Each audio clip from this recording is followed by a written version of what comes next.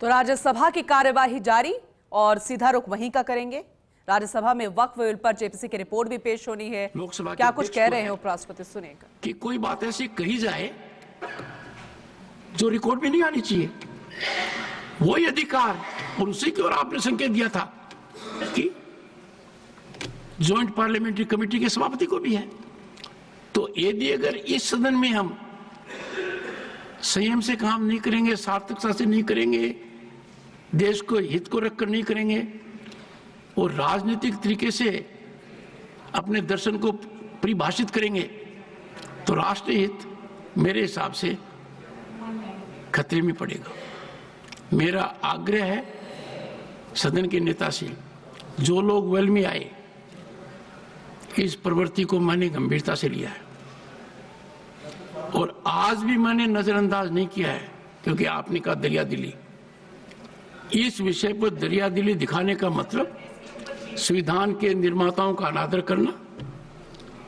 इससे बड़ा अपमान भारत की जनता का नहीं हो सकता कि जिनको भेजा गया वो सब नहीं भी था, उसके बावजूद भी अगर वहां पे एक या दो बार मुस्लिम समाज की तरफ से कोई पूजा अर्चना हुई या नमाज पढ़ी गई, तो वो जमीन जो है वक्फ ने अपने नाम कर ली, जिस पर कभी कोई हाई कोर्ट नहीं जा सकता था, जिस पर कभी कोई क्रॉस क्वेश्चन नहीं कर सकता था, तो जबरन जमीनें ली गई।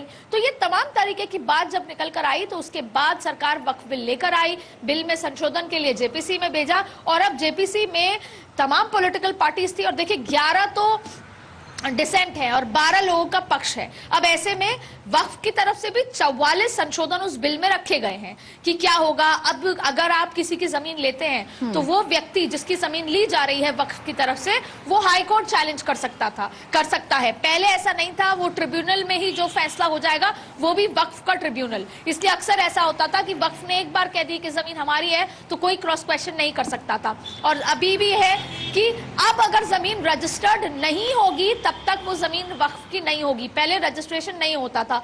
ऐसी लंबी फहरिस्त है, जैसे कि पहले 2 महिलाएं इसमें होंगी और महिलाओं के साथ साथ इसमें गैर मुस्लिम समाज से भी लोग इस जो पूरी वक्फ की कमेटी है, बोर्ड है, उसमें सदस्य होंगे। पहले ऐसा नहीं होता था। तो ऐसे तमाम तरीके के बदलाव इसमें किए जा रहे हैं और जाहिर तौर पे अगर सनातन के हिसाब से जिक्र किया जाए तो इस तरह की भी दलीलें थी कि हिंदुस्तान में मुस्लिम बोर्ड क्यों है। दूसरे देशों में जहां पर माइनॉरिटी में है हिंदू, वहां पर तो हिंदू बोर्ड नहीं होता।